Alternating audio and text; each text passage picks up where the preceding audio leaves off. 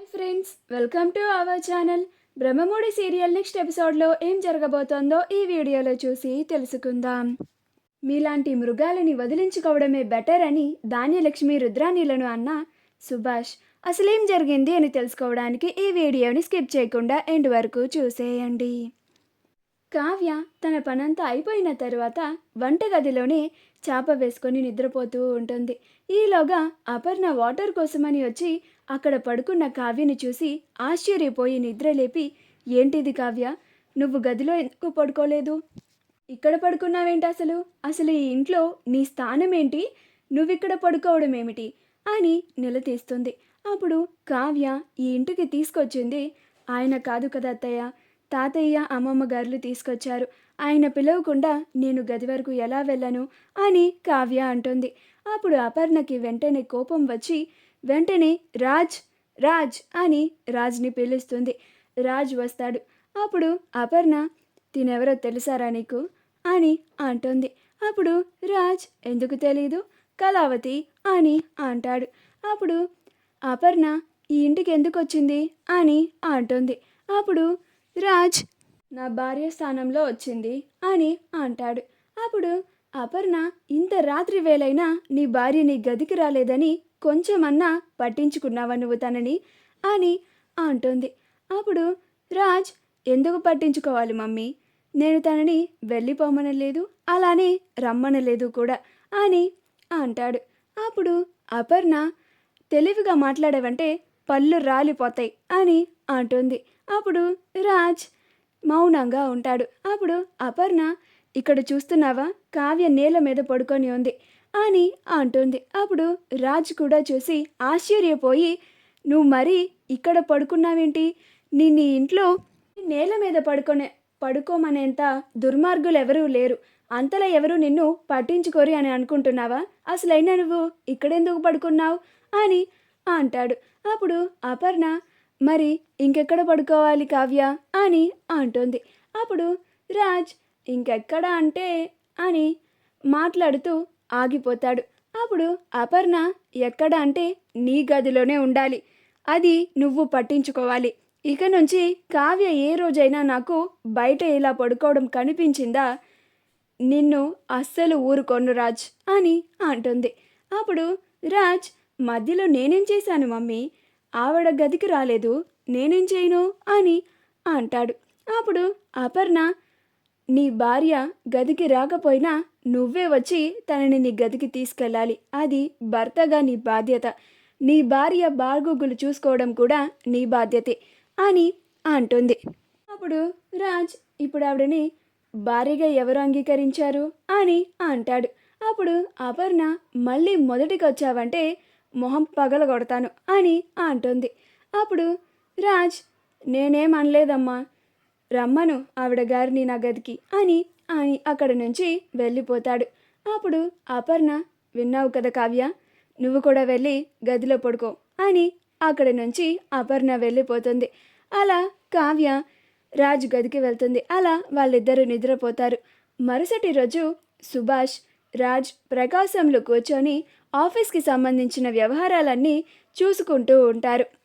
అప్పుడు ధాన్యలక్ష్మి వచ్చి, బావగారు, ఇన్నాళ్ళు నేను మావయ్య గారు ఏదో ఒకటి ఆలోచించి నాకు న్యాయం చేస్తారు అని నమ్మి నేను మౌనంగా ఉన్నాను.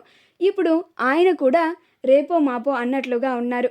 ఇక ఆయన తరువాత ఇంటి పెద్ద అత్తయ్య గారు, ఆవిడ ఆస్తి అని మాట ఎత్తితేనే ఆవిడ కస్సుమని అక్కడి నుంచి వెళ్ళిపోతున్నారు.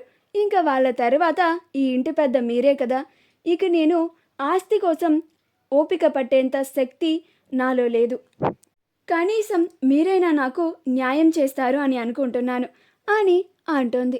అప్పుడు సుభాష్, ఇప్పుడు నీకు ఏం న్యాయం చేయాలమ్మా ధాన్యలక్ష్మి అని అంటాడు. అప్పుడు ధాన్యలక్ష్మి, ఆస్తి పంపకాలు చేయించి నా వాటా నాకు ఇవ్వాల్సిందే, నా కొడుకు వాటా నా కొడుకు వచ్చేలా చేయాల్సిందే అని అంటుంది. అప్పుడు రుద్రాణి, అవునన్నయ్య, ఇన్ని రోజులు మీరు ఆస్తి పంపకాలు చేస్తాము అని రోజులు కొద్దీ పొడిగించి తప్పించుకొని తిరిగింది చాలు, ఇప్పుడు ఎలాగైనా సరే ఆస్తి పంపకాలు చేయాల్సిందే, మా వాటా మాకు ఇవ్వాల్సిందే, నాకు నా కొడుక్కి రావాల్సిన వాటా కూడా మీరు ఇచ్చి తీరాల్సిందే అని అంటుంది. అప్పుడు ప్రకాశంకి బాగా కోపం వచ్చి, ఏమ్మా రుద్రాని, ఈ ధాన్యలక్ష్మి కంటే చిన్న మెదడు చితికిపోయింది అనుకుందాం. నీకేమైంది? నువ్వు బానే ఉంటావు కదా, అయినా నువ్వు ఈ ఇంటికి ఏ స్థానంలో వచ్చావు అని అంటాడు. అప్పుడు రుద్రాని కూతురి స్థానంలో, అందుకే కదా నా వాటా అడుగుతున్నాను అని అంటుంది. అప్పుడు ప్రకాశం, నువ్వు ఈ ఇంటికి కూతురుగా వచ్చాను అని అంటున్నావు కదా, అసలు నువ్వు కూతురేనా? అసలు నువ్వు కూతురు అని చెప్పుకోవడానికి అర్హురాలివేనా? ఆ మాట అనడానికి, నువ్వు కూతురు అని చెప్పుకోవడానికి నీకు అసలు సిగ్గుందా అని అంటాడు. అప్పుడు రుద్రాని చిన్నన్నయ్య అని అంటుంది. అప్పుడు ప్రకాశం, నిన్ను కూతురుగా ఇంటికి తీసుకొచ్చిందెవరమ్మా అని అంటాడు. అప్పుడు రుద్రాని నాన్న అని అంటుంది.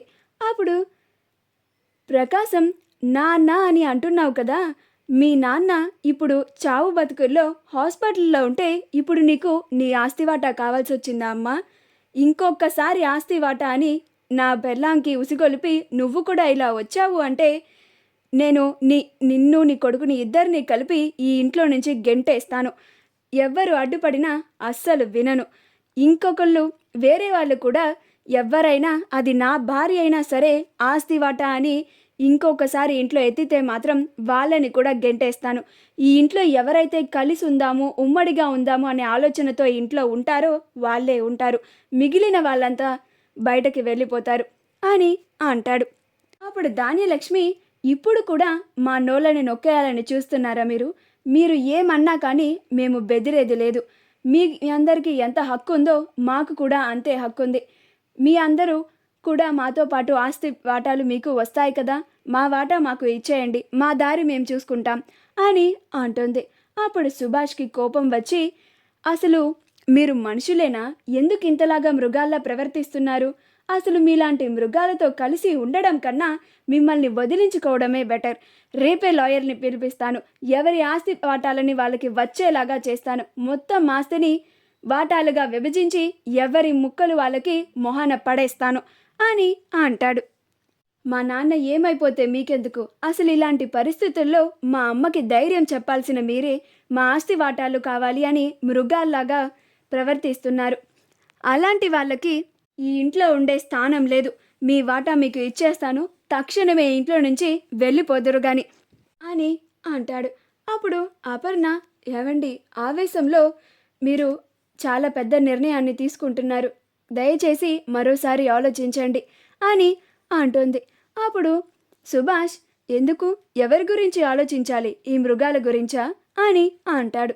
మా వీడియో కనుక మీకు నచ్చినట్లయితే లైక్ చేయండి, షేర్ చేయండి, మా ఛానల్ని సబ్స్క్రైబ్ చేసుకోండి, పక్కనే ఉన్న బెల్ ఐకాన్ని క్లిక్ చేయడం మాత్రం మర్చిపోకండి.